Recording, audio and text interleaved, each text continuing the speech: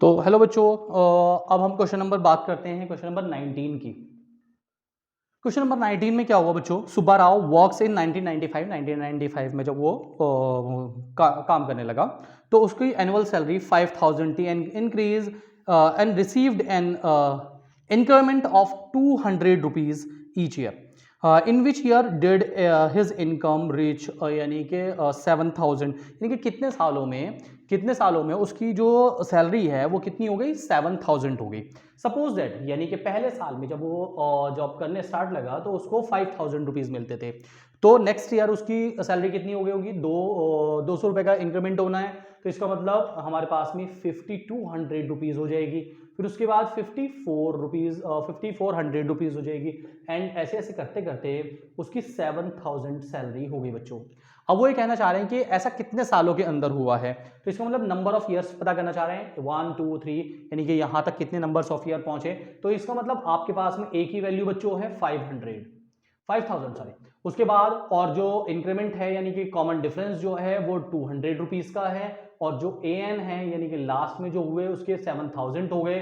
तो number of years आपसे पूछे जा रहे हैं, तो मतलब आपको सिर्फ फॉर्मूला लगाना है an is equal to a plus n minus 1 into d, और यहां से आपने रखना है कि an यानी कि कितने हो गए, 7000 हो गए और a की वैल्यू कितनी हो गए, 50,000 हो गए, 5000 हो गए और n माइनस 1 और d की वैल्यू कितनी हो गई बच्चों, d की वैल्यू हमारे पास में 200।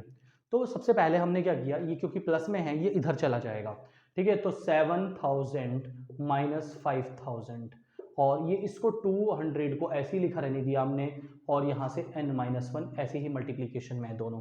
तो यहाँ से हमारे पास में कितने बचे बच्चों, 2000 बचे और ये 200 और n माइनस 1 ऐसे कैसे ही रहा। अभी 200 क्योंकि मल्टीप्लीकेशन में है तो ये इधर चला जाएगा, तो 2000 divided by 200 is equal to n minus 1।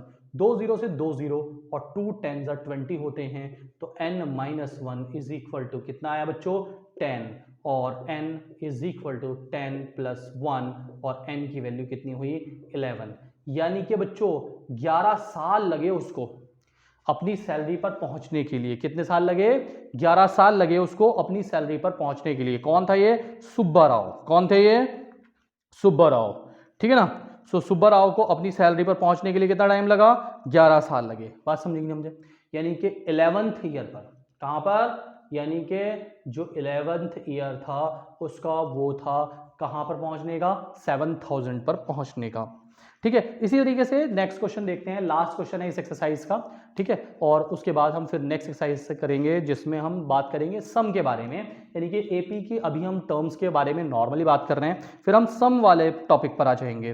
तो बच्चों क्वेश्चन नंबर 20 क्या है हमारे पास में, क्वेश्चन नंबर 20 है कि रामकली है 5 रुपए बचाती है फर्स्ट वीक में, यानी कि फर्स्ट वीक में जो सेविंग है उसके पास में 5 रुपीज़ है और सेकंड यानी कि वो हर वीकली इंक्रीज करती है 1.75 रुपीज़।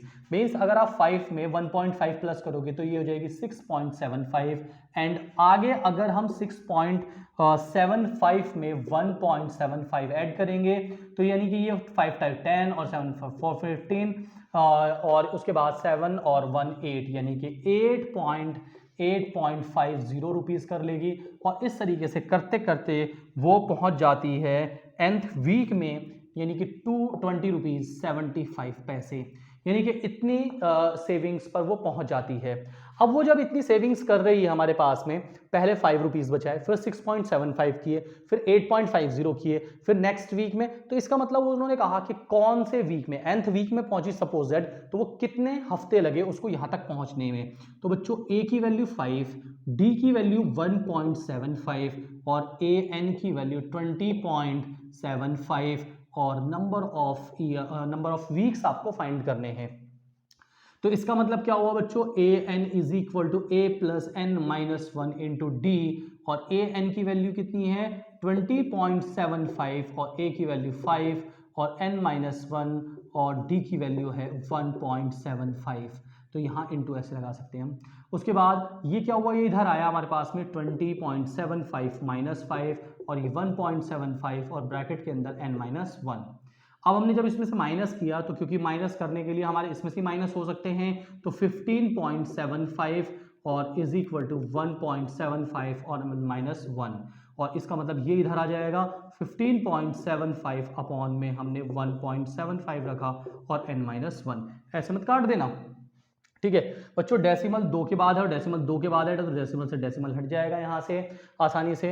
अब हम क्या करेंगे, हमारे पास में अगर टेबल नहीं आता तो 5 से कट करेंगे, तो 5 3 ज़ा 15, 5 1 ज़ा 5 और 2 बचे, 5 5 ज़ा 25, और यहाँ से कट करेंगे तो 5 3 ज़ा 15, 5 3 ज़ा 15, और उसके बाद हमारे पास में 2 बचे, 5 5 ज़ा 25, उसके बाद फिर से और कट करेंगे हम, तो इसका मतलब हमारे पास में कितना आ जाएगा, हमारे पास में आ जाएगा 5 6 ज़ा 30 और 5 3 ज़ा 15, ठीक है 1 बचे थे 15 हो गए थे, उसके बाद 5 7 ज़ा 35 हमारे पास में, और 7 9 ज़ा 63, तो यहाँ पर 9 आया n-1 और 1 इधर आ जाएगा, तो n इज इक्वल टू 9 के साथ +1 और n के बराबर 10।